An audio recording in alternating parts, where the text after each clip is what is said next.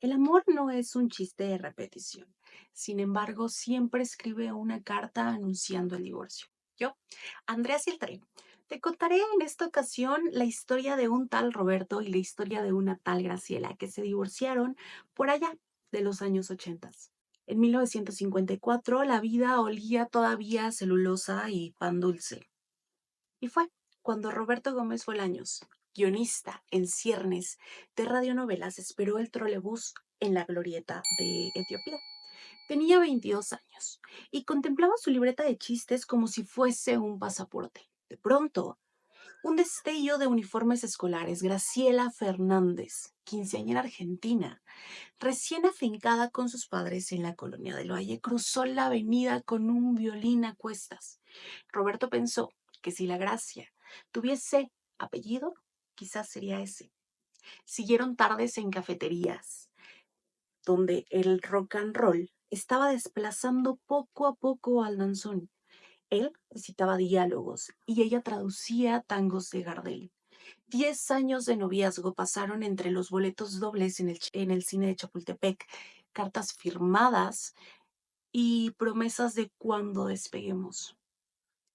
El 20 de enero de 1968, con la Plaza de los Insurgentes envuelta en huelgas estudiantiles y el vértigo de los próximos Juegos Olímpicos, firmaron en ese momento el acta de matrimonio en el registro civil número 26 de la Ciudad de México. Así fueron pasando los años y su vida de pronto se fue complicando un poco. Ellos eligieron el régimen de sociedad conyugal. Todo lo que ganaran, desde libretos hasta Juárez, serían de los dos. En la práctica, era Graciela quien guardaba los recibos en una caja de zapatos, mientras Roberto coleccionaba ocurrencias en servilletas. Cada jornada seguía un ritual casi coreográfico. Por las mañanas, Graciela alineaba 5 pequeños uniformes, que después se convirtieron en 6 porque la familia crecía. Él comprobaba que la grabadora tuviese cinta suficiente para poder cazar el silencio que precede al remate de un chiste. Por las tardes, Roberto volvía del foro reyendo al público. Olía a laca de camerino. Graciela lo recibía con café y un costurero. Aquella tarde cosía las antenas del primer traje de Chapulín Colorado, improvisando sobre la mesa del comedor un gran estudio de costura. Por las noches, mientras ella bordaba nombres en suéteres escolares, él tachoneaba diálogos que al día siguiente harían reír a toda Latinoamérica. Dormían al filo de la madrugada espalda con espalda, extenuados pero convencidos de que el amor era un libreto sin cláusula de rescisión.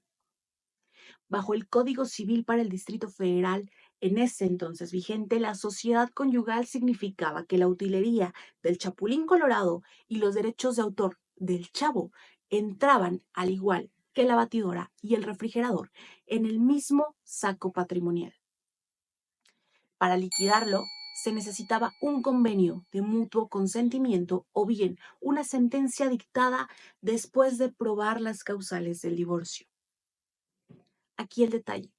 Era tan invisible mientras las risas fluían. Esto iba a volverse crucial cuando la risa se apagara. Las giras internacionales encendieron reflectores capaces de quemar intimidades. En los pasillos de Televisa apareció Florinda Mesa, envuelta en perfume, libretos subrayados con plumón color de rosa y una química ardía incluso a contraluz. Los técnicos susurraban, las revistas titulaban en mayúsculas. Graciela encendía el televisor para oír a su marido, el Chavo, pero encontraba un eco que la dejaba fuera de escena. Él, demasiado exhausto para notarlo, pensaba que los aplausos del foro eran un anestésico suficiente. Fue entonces cuando los silencios se instalaron a la hora del desayuno. Tortillas frías, café sin azúcar, preguntas que se quedaban sin destinatario. En diciembre de 1983, Graciela abrió un cajón del buró y halló un sobre, tarjetas de un restaurante en Acapulco firmadas con la letra F. No hubo gritos, solo el crujido de la certeza. Ese invierno, el amor empezó a doler como un codo roto en plena temporada de lluvias. ¿Qué causales podían romper el matrimonio de esa tal Graciela y de ese tal Roberto? El artículo 267 enumeraba 21 causales de divorcio necesario, entre ellas adulterio, debidamente comprobado, y la separación de la casa conyugal por más de 6 meses. Y para demandar, había que demostrar hechos recientes. La acción caducaba a los 6 meses de conocido el evento. A los ojos de la ley, los cuernos tenían una fecha de caducidad procesal. La humillación no. Una tarde gris apenas distinguible de otras. Roberto sugirió dormir en un hotel para concentrarse en los libretos. Graciela accedió unos días. Esos días se convirtieron en meses y sin ponerlo por escrito ya vivían separados de hecho. Figura que la ley reconocía, pero no convertía en divorcio. Los domingos seguían reuniéndose por los niños. Graciela cocinaba hot cakes que sabían a tregua. Roberto llevaba regalos comprados de manera rápida, sonrisas empaquetadas y silencios sin envoltura. La gotera se volvió un río. El agua invade despacio hasta que el suelo cede. En marzo de 1984, Graciela presentó en el juzgado décimo de lo familiar una demanda de divorcio necesario, alegando adulterio y abandono de hogar. Este escrito inicial contenía pruebas como recortes de tabloides, facturas de hotel y testimonios de los camarógrafos. El juez, aplicando el artículo 674 del Código de Procedimientos Civiles, vigente hasta el 2008, dictó de oficio pensión alimenticia provisional del 30% de los ingresos de Roberto, el uso del departamento para Graciela y los 6 hijos y la prohibición de vender los bienes sujetos a liquidación conyugal. 2 citas obligatorias, 15 días de intervalo entre cada uno. Buscaban una reconciliación. A cada cita acudieron abogados, psicólogos del DIF y el Ministerio Público para velar por los intereses de los aún menores. Nadie bromeó. La palabra aveniencia sonó tan hueca como un set sin público a esos que Roberto no estaba acostumbrado. 6 meses de testigos, certificaciones notariales y oficios a Televisa solicitando contratos y estados de cuenta. Roberto contestó admitiendo la separación, negando el adulterio, porque no hay prueba de cohabitación. Los tabloides sirvieron de indicio, no de prueba. Fue decisivo un reportero que declaró haberlos visto abrazados durante 3 días en la suite 415 del Hotel Princess. A finales de 1988, la causa quedó visto para dictar sentencia. El 17 de enero de 1989, el juez concluyó que concurrió la causal octava, separación del hogar mayor a 6 meses, y la 11ª, injurias graves, y declaró disuelto el vínculo matrimonial, ordenando guarda y custodia a favor de Graciela, pensión alimenticia y definitiva del 35% de regalías netas, e inventario y avalúo para liquidar la sociedad conyugal. El oficio de divorcio se envió al registro civil para sentar la marginal de disolución. Graciela salió del juzgado con un legajo que pesaba más que cualquier libreto. Roberto se subió en un automóvil con vidrios polarizados. ¿Por qué fue tan largo este divorcio? Porque tenemos un juicio contencioso. Al optar por una vía necesaria, cada prueba debe ser impugnada y lleva incidentes. La carga de la prueba, la parte inocente, debía demostrar la causal. No bastaba con una sospecha. Y en cuanto a la liquidación de bienes, socialmente las regalías de un programa de televisión eran intangibles, invaluables para la gente común, de modo que se necesitaba un perito. Afuera hacía un frío seco que partía los labios. Roberto, con la copia certificada en la mano, leyó la frase final: notifíquese y archívese como asunto concluido. Sintió que las risas del público eran un eco incapaz de calentar cualquier habitación de hotel. Al otro lado de la ciudad, Graciela preparó chocolate caliente con canela para los niños. Cuando todos durmieron, bajó a la lavandería común. Se sentó sobre la lavadora en marcha y lloró. Lloró como duele recibir una sentencia de divorcio. Y el zumbido del motor camuflajeó evidentemente los sollozos. Roberto guardaba sobre el buró dos sobres, uno con la sentencia, otro con una tarjeta postal de Acapulco firmada con la letra F. A veces escribía cartas que nunca mandaba.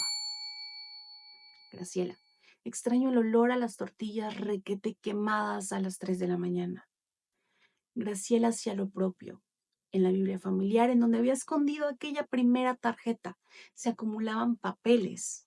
Uno decía simplemente: cuando el amor exige humillarse, deja de ser amor. Y en este momento nos da para pensar muchas situaciones. ¿Cuántas veces o cuántas personas conoces que está dentro de un matrimonio que ya no la hace o no lo hace feliz solamente por los niños? ¿Cuántas situaciones, cuántos casos, cuántas personas prefieren estar con alguien al que no aman por miedo a estar solos? Cada persona debe ser amada en su máximo esplendor. Y cada persona también es responsable de ser amada como ella cree merecerlo. Graciela evidentemente tenía el corazón roto, tenía 6 hijos que alimentar, que cuidar. ¿Y si hubiera sido al revés? ¿Y si Roberto hubiese peleado por la custodia de los niños y Graciela hubiese dado la manutención? ¿Habría sido justo? No, porque los niños tenían que estar con quien los quería a su lado, no con quien ya tenía otra vida. Su hijo Roberto Gómez Fernández confesó décadas después que su padre incluso intentó volver, pero mamá cerró la puerta, porque la dignidad no tiene que retroceder jamás. Roberto y Florinda se casaron civilmente en el 2004. Él siguió cosechando aplausos hasta su muerte en 2014. En entrevistas finales, al ser preguntado por algo que lamentara, murmuró: creí que, repitiendo el mismo chiste, siempre causaría risa. Graciela murió el 29 de agosto del 2013, sin entrevistas, envuelta en el silencio que eligió y prefirió. Dejó a sus hijos un cuaderno pautado donde, pese a las tachaduras, aún olía a madrugada y a esperanza. La prueba de que el amor puede ser infinito y sin embargo no ser suficiente para no romperse. ¿Cuántas veces te has puesto en el papel en el que el amor que tienes va a ser infinito y va a poder con todos los obstáculos que la vida les presenta? Lamentablemente no funciona. Lamentablemente los seres humanos tenemos un punto de quiebre en donde decidimos divorciarnos, separarnos o terminar esa relación. Y es válido. Es válido por nosotros y por nuestra felicidad. Pero la esperanza de una vida que jamás va a suceder, se queda en el recuerdo y por lo visto en un cuaderno pautado. Este relato es una carta doble, una crónica sentimental de dos personas y glucosa jurídica de un sistema que exigía pruebas, tiempos y silencios sumamente marcados. Cuando leas la sentencia final, notarás que se decreta el divorcio. Suena menos definitivo que la primera vez que alguien olvidó comer ese desayuno que preparaste con todo el amor del mundo. Porque a pesar de leyes y causales que en ese tiempo México tenía por vigentes, la fractura siempre se consumió en lo cotidiano.